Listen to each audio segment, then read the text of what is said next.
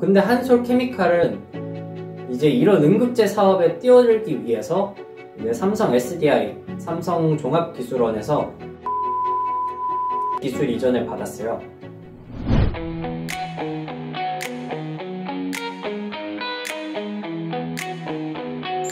안녕하십니까. 레드버티컬 리서처 오재석입니다.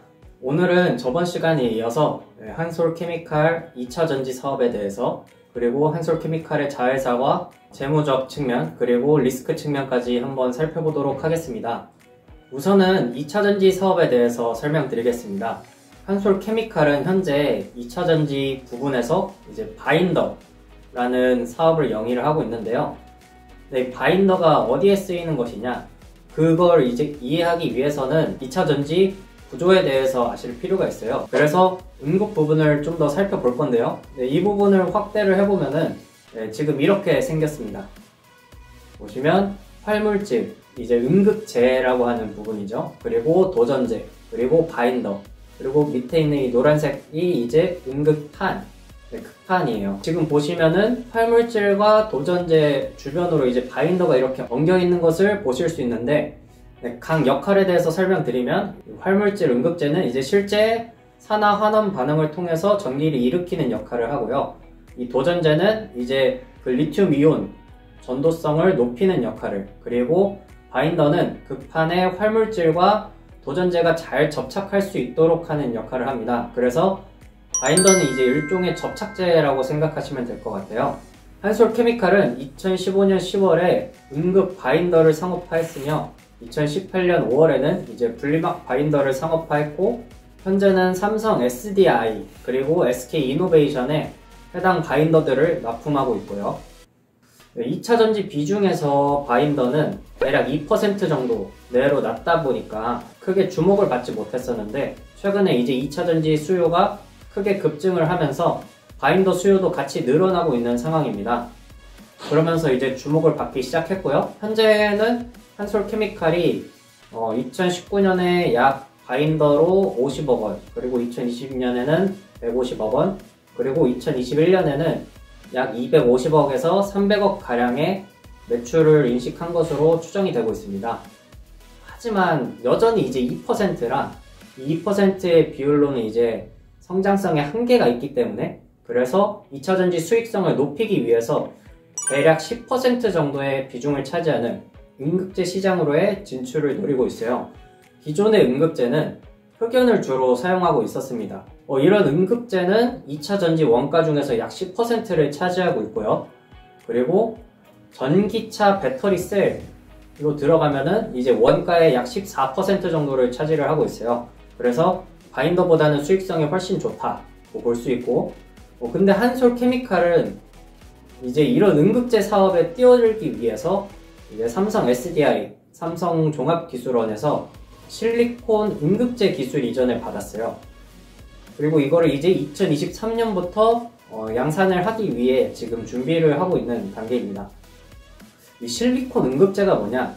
방금 전에는 제가 주로 응급제로 흑연이 사용된다 말씀드렸는데, 최근에는 이제 이 실리콘 응급제가 이제 신소재로서 주목을 받고 있어요. 왜냐면은 기존에는 이제 2차 전지 성능을 업그레이드 하기 위해서 양극재 기술 개발을 주로 했는데, 이제 양극재 기술 개발이 한계에 다다르면서 이제 응급제 쪽으로 넘어왔거든요.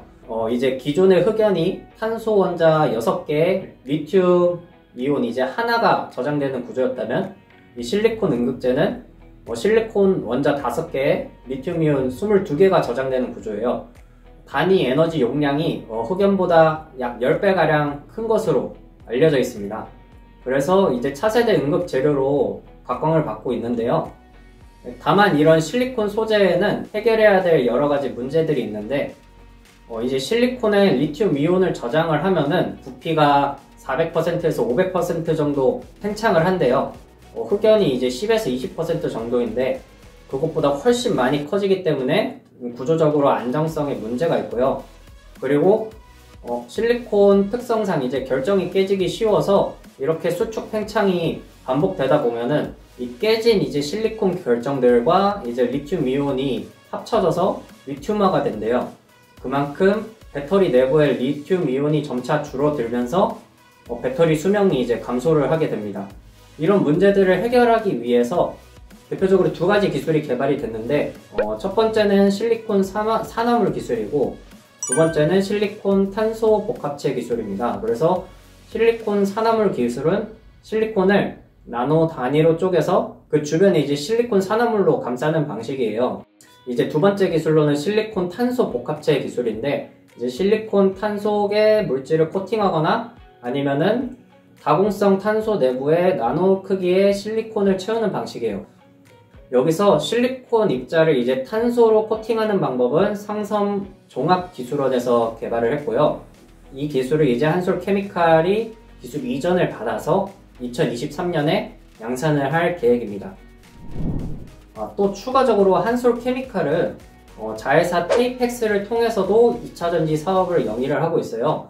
이 테이펙스는 2016년에 한솔 그룹에 인수돼서 한솔 계열사로 이제 편입이 됐는데 이 테이펙스는 2003년에 유니랩을 인수를 해서 식품 포장용 랩 시장에 진출을 했고요.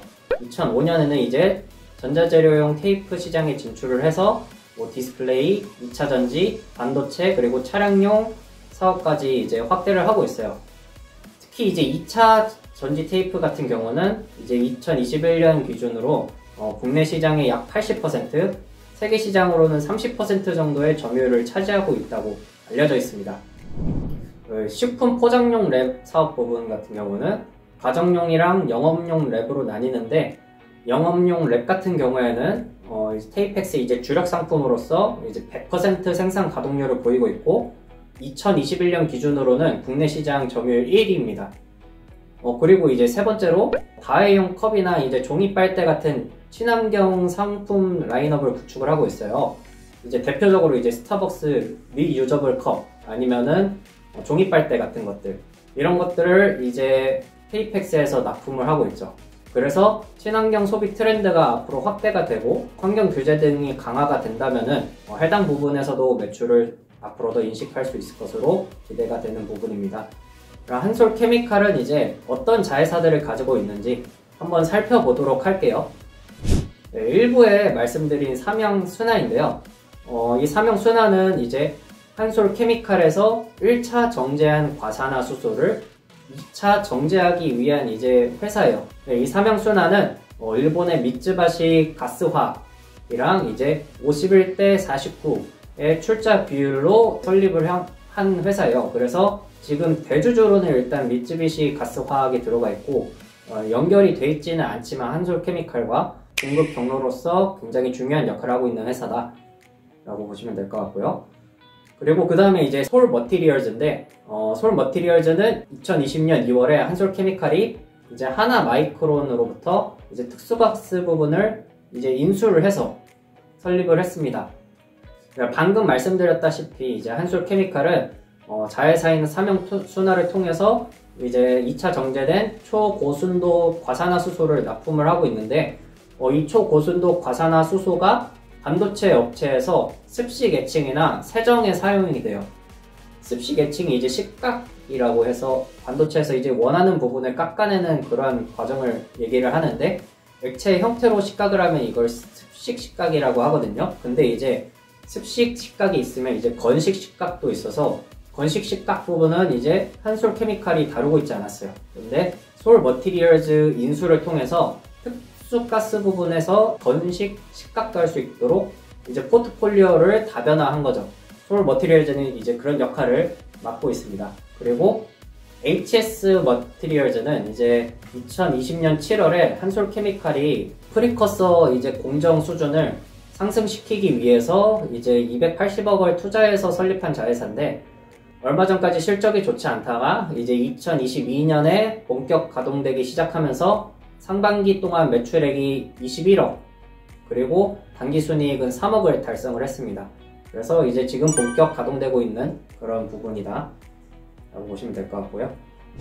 다음은 이제 재무적 측면을 살펴보도록 할게요. 지금 보시면 이제 주요 재무 상태표인데 자산이 꾸준히 증가하고 있는 모습을 보실 수가 있습니다.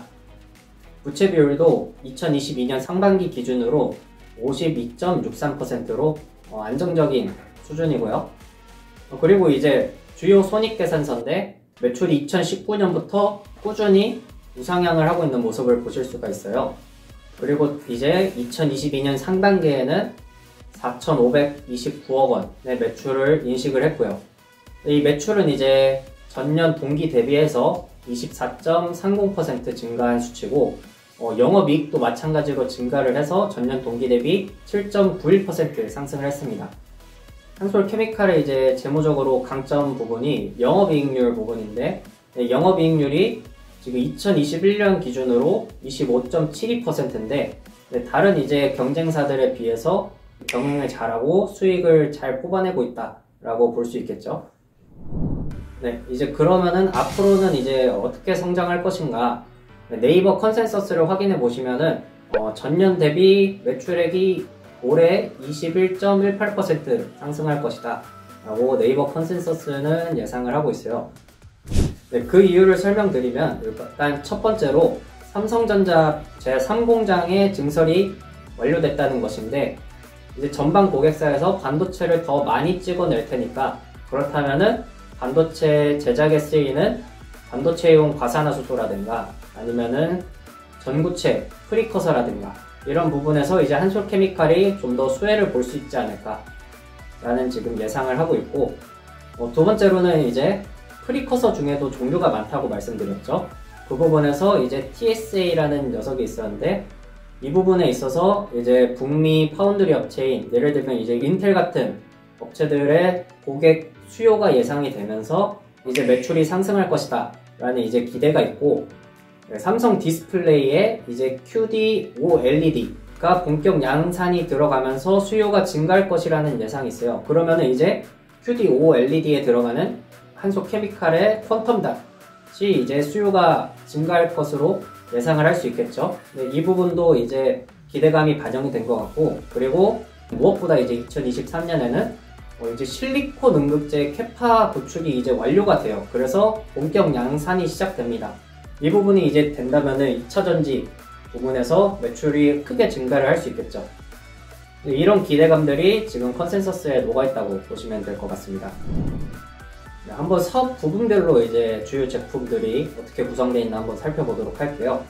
2022년 상반기 기준으로 반도체 디스플레이 제지용 등에 쓰이는 이제 정밀화학 제품 품목이 되어 있는데, 이게 이제 과산화수소 같은 것들을 말해요. 그래서 과산화수소 부분에서는 이제 개별 기업 기준으로 35.4%고, 그리고 이제 제지 환경 제품, 라텍스나 이제 고분자 응집제 같은 그런 녀석들을 말해요. 그래서 이 부분에서는 16.3%, 그리고 전자 소재, 그러니까 프리커서나 퀀텀닷과 그리고 이제 2차전지 이런 녀석들에서 43.1%를 차지하고 있습니다. 그래서 보시면은 전자 소재 매출이 엄청나게 큰 것을 보실 수 있어요. 한솔케미칼은 이제 반도체, 디스플레이 산업 쪽에 좀 더 이제 연관이 많이 돼 있다고 보시면 될 것 같아요. 다음은 이제 내수 수출 비중인데, 짧게 보고 넘어가면은 이제 내수 비중이 2022년 상반기 기준으로 약 78%, 수출은 21%, 거의 22% 정도로 이제 내수 산업 중심이다. 왜냐면은 고객사가 다 이제 한국에 있다 보니까 삼성 SDI나 삼성전자나 SK 하이닉스나 이제 이런 기업들이 다 한국에 있다 보니 내수 산업 중심으로 구성이 되어 있다 보시면 될 것 같고, 지금 가동률 부분인데, 가동률을 보시면은 정밀화학 부분을 맡고 있는 울산 공장과 전주 공장이 90% 이상을 지금 가동 중이에요. 그래서 만약에 이제 과산화수소 수요가 더 급증을 하게 되면은 캐파 증설이 필요할 것으로 보입니다. 이에 반해 이제 2차전지나 전자, 그리고 제지, 이 부분은 아직 여유가 많이 있어요. 마지막으로 이제 리스크 분석을 해볼게요. 첫 번째 리스크로는 이제 저조한 NB 라텍스 업황이 있는데, 일부에서 말씀드렸다시피 코로나로 인해서 향균 장갑 등의 수요가 급증을 하다 보니 그에 쓰이는 재료인 NB 라텍스의 수요도 증가를 했고, 그에 따라 가격도 크게 상승을 했어요. 그래서 그래프를 확인하시면 2021년에 급상승을 했다가 다시 2021년 하반기에 급락을 했죠. 그러면서 한솔케미칼의 NB 라텍스 부분에서도 이제 수익이 크게 감소를 했어요. 가격이 이렇게 무너진 뒤로 아직도 회복세를 보이지 못하고 있다. 보시면 될 것 같아요. 네, 하지만 이제 이 MB 라텍스 부분의 사업을 시작을 할 때 기존에 영위를 하고 있었던 그 제지 산업 쪽의 SB 라텍스를 이제 공정만 바꿔서 간편하게 쉽게 전환을 했었는데, 이 부분을 다시 이제 SB 라텍스로도 돌릴 수 있겠죠? 그렇게 이제 대체 가능하기 때문에 그런 부분은 이제 또 고려하실 필요가 있을 것 같아요. 그리고 두 번째 리스크로는 이제 석유 천연가스 가격 상승이 있는데, 초고순도 과산화수소 같은 경우에는 원재료로 옛날에는 나프타를 썼는데 지금은 천연가스를 쓴대요. 그래서 천연가스 가격이 상승을 하면은 수익성 둔화가 될 수 있어요. 이 부분은 이제 한솔케미칼은 제품 판가를 인상을 해서 수익성을 방어를 하고 있다고 합니다. 그리고 세 번째 리스크는 얼마 전에 이제 삼성 디스플레이가 30년 동안 이어온 LCD 사업을 접었어요. 왜 그랬냐면은 이제 중국에서 공격적으로 시장 진입을 하고 중국 정부에서 적극적으로 지지를 해주고, 이렇게 이제 경영이 악화되고 LCD 가격도 낮아지면서 수익성도 악화되다 보니 삼성 디스플레이가 버틸 수 없어서 이제 나가게 된 겁니다. 그리고 이제 OLED, 프리미엄 TV 시장에 좀 더 집중을 하게 됐어요. 그러한 전략이 먹혀서 지금 삼성 디스플레이가 굉장히 프리미엄 TV 시장에서 40% 점유율을 차지하고 있지만, 중국 업체들이 OLED 시장, 프리미엄 TV 시장까지 지금 넘보고 있거든요.